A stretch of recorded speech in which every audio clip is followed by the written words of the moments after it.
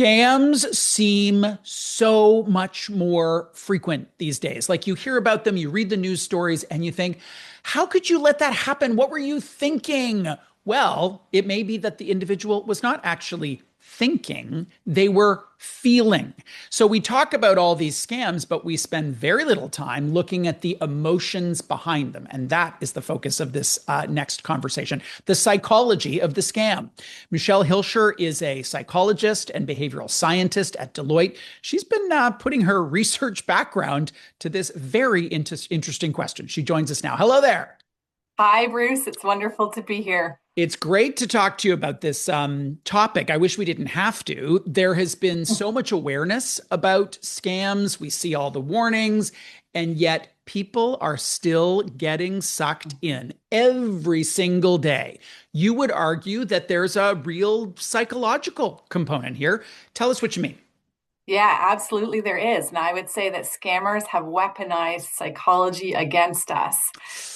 Whether it's how they're creating like a false intimacy, they're very intelligent. They Yeah. know how to actually manipulate people into feeling like they can be trusted and that they've known each other for a really long time.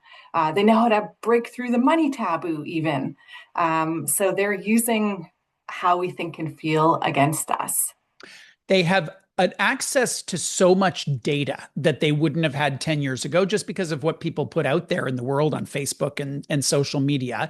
How do they use that to create that intimacy so quickly and in what would otherwise be a really anonymous medium? Like it's just text, it's an email or a text message. Exactly. Yeah. Well, I think one of the things that they actually are doing is using the number of channels that are available to actually interact with a potential victim. And that's something that's been shown to actually, create that sense of intimacy really quickly, much faster than, what we would expect in like a normal kind of analog relationship. So by having very short bursts of conversation, maybe on WhatsApp and Facebook, the victim feels like, oh my, I've known this person for months, For a even long when period it's of just been time. a matter of days. One of the things that a traditional retailer would use, tactic they would use, is urgency, like buy now, there's Mm. only 50 left. How do scammers use urgency for their gain? Oh, all the time. So this is them definitely leveraging that feeling of people not wanting to miss out. So FOMO, making people feel like if they don't act, that they're losing. So loss aversion being leveraged there as well. That's one of the main psychological factors that I Yeah. think we're seeing very frequently in these different scam scenarios. I was reading a story of someone who described how they got hooked in by a scammer and how they knew that they were talking to a scammer, and yet they described their feelings as feeling heard, feeling validated, feeling supported in a way that just wasn't present in their regular life. How does that play into where we then park our regular logical brain? We put it aside because we're getting so many benefits from the conversation. Yeah, absolutely. So that is the social context, the maybe the need for someone to feel connected or like they belong. And that is something that scammers again are really, making use of when they're forming those early connections. We've actually come up with a research-based framework that we're using kind of in the background to diagnose and then actually build solutions to mitigate scam risk. And social context is like that first factor in our framework. But we also identify things like, time, like something that we've talked about now already, as well as the fact that we like to make shortcuts when we're making decisions. And so there's a number of things like overconfidence bias, for instance, that are coming very often into these situations and making people vulnerable. There are certainly demographic insights about scammers. We often hear about seniors. I would Mhm. expect there's also psychographics. If you were to put that lens to it, what are some things that emerge as themes for I'm going to use air quotes here, the type of people who are scammed more often than others? Okay, so what I would say is that we have to move away from certainly a demographic view of things, but also even a psychographic one. I think it's Okay. really more about context, and that any one of us in the right context where certain psychological factors are active can be victims. So we're doing a lot of myth busting as behavioral scientists in this space. And one of the things I would say is that sometimes we're in risk seeking mode. So, for instance, if we feel like we're falling behind, hey, we haven't had a lot of financial success so far, or we just suffered some sort of a loss, then all of a sudden we're more vulnerable. We almost might feel like we need to take a risk, even when we know something might be a little bit off. And we're seeing that in Gen Z research, actually, where they feel like, ooh, they're falling behind. So they're actually more at risk to online scams and, placing more risky bets and investments than maybe other generations that feel like they're okay and moving along at the right pace. I love that phrase risk seeking because I see that in people around me who are bored. They're bored. And so they scroll, they get the dopamine, they online shop, they do whatever over those sorts of things. And it's not so much that they want the thing or they want to make the bet. It's that they Yep. just their brains need more stimulation. Talk a bit about Yes. how that plays Yes. into the psychology of it. Okay, so that's also very interesting research that's been done on individuals who may have a lot of experience with financial products and services, for instance. They are actually curious. That's why they're leaning in, even when they know that maybe this is a scammer. It's because they're curious to see whether they can actually decode this situation. And they are actually also overconfident. So they think that yeah, I know this is risky. I'll be able to, walk back from this when I get in too far. And yet then they get trapped because they're actually as vulnerable as the rest of us when that scammer starts to use different tactics on them. You mentioned myth busting. What are Mhm. some other myths that we should take the sledgehammer to? Mm. The education and awareness are enough. That's all Right. we need to do. Yeah, they're That really not. people know that there's a risk out there. This is what the scam looks like. And the research shows, unfortunately, that sometimes education actually backfires. And because people feel like they know what to watch for, they're less vigilant or they take more risk. It's kind of like having the seatbelt introduced to the automobile and all of a sudden you see the drivers are speeding. So feeling like you're a bit safer than you might have been Hmm. means that you actually might actually engage when you think that things are a bit off because you know what to do.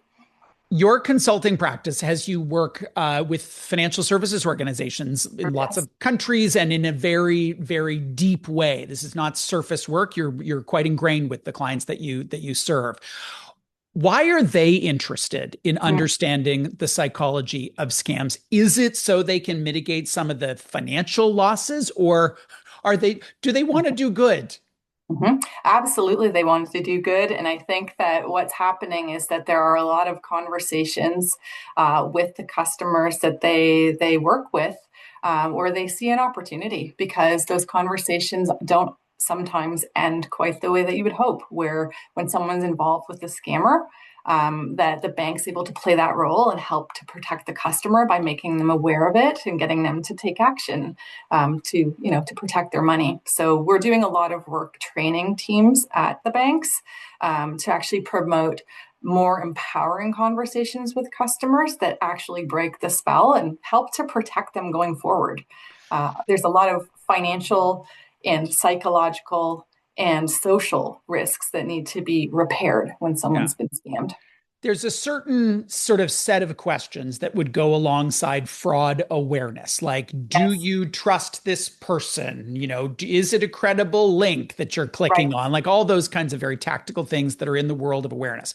What would exactly. be some of the questions that you would have people ask themselves to illuminate some of the psychological, the emotional things? Like, I don't know, are you bored? If you're Mm-hmm. bored, don't click on the link. I mean, I'm Yeah, teasing, but like exactly. those kinds of practical things that you'd ask yourself. Yeah, well, I think that's it. And I would work through this type of framework that I've alluded to. It's just like that. I mean, there are definitely social factors. Are you lonely? There are aspects of urgency that I think you could try to diagnose in this situation. Has something happened that makes you be in more of a risk-seeking mode than perhaps usually? The other thing, though, is around how to help if you are seeing someone in your life that you think is maybe going through this. Yeah. How do I lean in? How do I help? So that's something that I And think, what's the answer on yeah, that front? I mean, I feel like it was easier 10 years ago with my mom. Like, yeah, don't answer the phone, yeah, don't click on any of the links. It's right. all fine. Now it seems so much more nuanced and so much more It is. complicated. I know we've been having this discussion in my family, and it's no longer about, if it will happen, it's like when it will happen. And it could be any one of us in the family. So we're creating a plan for the family about what we will do when this happens. And it's partly about, mitigating any sorts of maybe emotional or social consequences that we can imagine for ourselves. Like if someone in my family calls and something seems to be going horribly for them and they need my help, how uncomfortable will I feel if I have to, hang up on them? But if we Right. talk about that beforehand, and that's the plan, that we'll never, just take at face value that it's them, then it doesn't feel so difficult in the moment because we've already decided that's how it's going to actually happen. In the absence of that expectation setting, which I think is genius, what advice would you have for a friend or family member who feels like they're observing something that Yeah. could be problematic? I mean, it's in some ways similar to someone who you love dating someone who you don't really like. And you're like, when do I say something? Because I Yeah. think that person might be a serial killer. Exactly. Well, I think there's three things. So the first is transparency. I'm seeing some things. I'd like to have a conversation with you. It's going to be a bit of a uncomfortable conversation. So don't spring this on them. The next is promote autonomy. Promote them feeling like they have control. We're seeing that a lot with the banks, that customers feel like they want to retain control of their money. So if they're challenged, then all of a sudden they want to just like push through with the transaction. The same is true if you're talking to a family member who you think maybe is involved with a scammer. So you want to give them the authority, like remind them ultimately it's their decision, ask permission to have the conversation, give them some choice about Hmm. like how that conversation even is going to play out. And then the last is destigmatize, right? It's really hard for someone to have to admit that they might have made a mistake, they might be wrong. Right. So help them remember times when maybe they've actually changed their minds in the past for the better, or times that you've done that so that they feel like they're not losing face.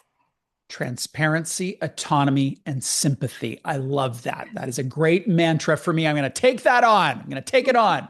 Michelle, thank you for joining us today.